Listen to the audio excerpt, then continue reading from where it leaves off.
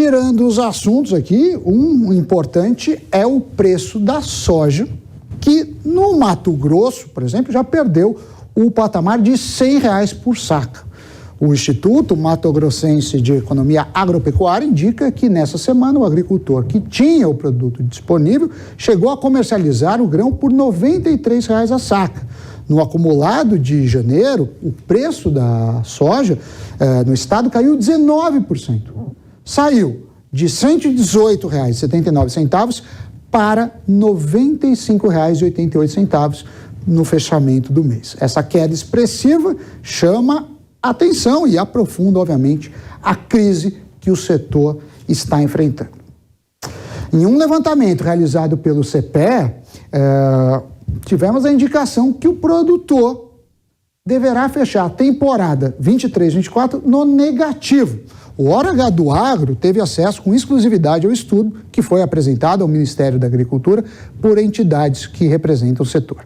O CPE levantou a situação do agro nas principais regiões produtoras do país, como Mato Grosso, Goiás, Mato Grosso do Sul, Paraná e Rio Grande do Sul. E a conclusão foi que a produtividade esperada da soja não será suficiente para saldar o custo total da safra. O fenômeno El Niño, que afetou o rendimento das lavouras, e a queda do preço da soja explicam esse cenário. Receberemos agora Mauro Osaki, que é pesquisador do CPE, que foi quem fez o levantamento. Então, Mauro, seja bem-vindo ao Hora H do Agro, e aí eu já começo te perguntando qual o diagnóstico para o produtor de soja. Eu diria que 20% em um mês chama a atenção. E aí, enquanto você responde, ou para auxiliar a sua resposta, eu vou pedir para pôr aí na tela um material que você preparou para nós. Muito obrigado pelo preparo do material e, claro, por nos atender. Seja bem-vindo. Muito obrigado, Samir. É sempre uma satisfação em poder contribuir um pouquinho com vocês aí no trabalho aí. Bom, nós tivemos aí um material aí para tentar extrair, dar para fazer uma radiografia da safra 23-24, que começou o ano a safra bastante conturbada, né? Excesso de chuva na região sul e no centro-oeste, ela vinha com uma chuva regular, de repente você inverte a situação, né? Trazendo uma situação bastante complicada para o produtor de forma geral. O que nós temos aí nesse primeiro momento, uma estimativa, uma produtividade esperada, né? Porque a produtividade média das últimas 5 safras nós não vamos conseguir converger nesses valores, dado a situação climática que você já adiantou aí no anúncio, né? Então, o que se nota é que se eu trabalhar com os preços médios dos últimos 10 dias, dessas 5 praças que nós selecionamos para discutir agora, nós já estamos observando que a quantidade de saca de soja necessária para saldar o custo operacional efetivo, que é o desembolso do produtor, né, ou equivalente aí ao custo variável, seria necessário 52 sacas de soja para a região de Sorriso, por exemplo, mas a produtividade esperada está em torno de 50 ou para baixo, tá? Então aqui nós já começamos a ver que a região central aí dos principais municípios produtores de soja do Brasil, você já começa a ver que o saldo será negativo. Então, explica para a gente. Precisa pagar o custo total, né? E ainda nós estamos considerando aqui nesse caso somente o produtor que tem terra própria. Eu não consegui ainda adicionar um arrendamento do produtor aí, que aí cada um vai ter seus valores diferenciados e alguém pode ser que não receba isso. Mauro, eu vou pedir para voltar no gráfico, porque o gráfico pode gerar dúvidas. Então, para as pessoas prestarem atenção. O gráfico é o seguinte: tem aí as cidades, as localidades, então tem Sorriso, tem Rio Verde, tem Dourados, Cascavel e Carazinho, no Rio Grande do Sul. Beleza. Aí, os números que aparecem são em referência ao número de sacas, correto, Mauro? Isto, saca de sojas necessárias, número de sacas. O sacas. número que está em preto com um tracinho do lado é a produtividade esperada, o que esperavam fazer. A barrinha é azul, é o custo operacional efetivo. O custo operacional. Quanto de fato, isso, como ele falou, que tem terras próprias, tá? Então, quer dizer, eles esperavam a produtividade de 50, mas o custo é 52. E aí eu peço para você falar a diferença aí do vermelho, né, que é o CT. Sim.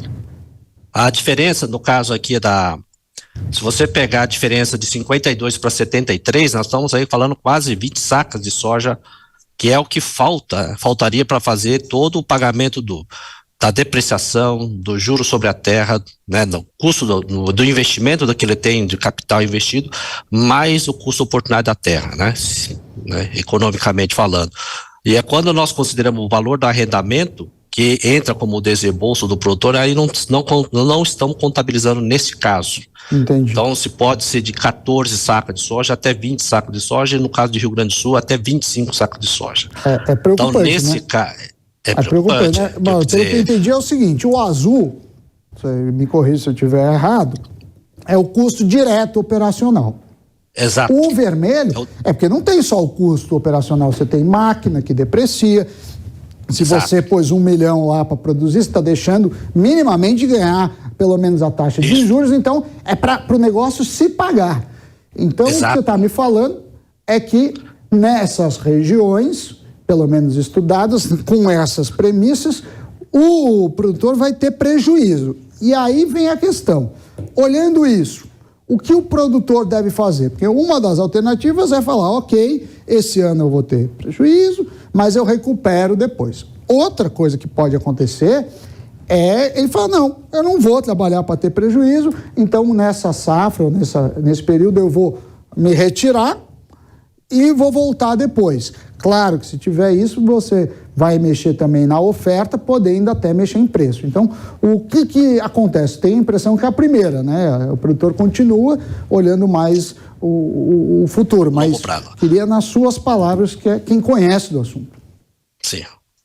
Então, o produtor, né, quando acontece isso aí, né, de você ter saldo, se ele tiver uma disciplina, né, de guardar, provisionar os recursos numa época de safra boa e guardar isso daí num recurso, né, tivesse essa disciplina, ele utilizaria esse recurso no ano de quebra de safra como esse, né, um ano de preços baixos ou baixa produtividade para conseguir passar esse momento de vacas magras, vamos falar assim.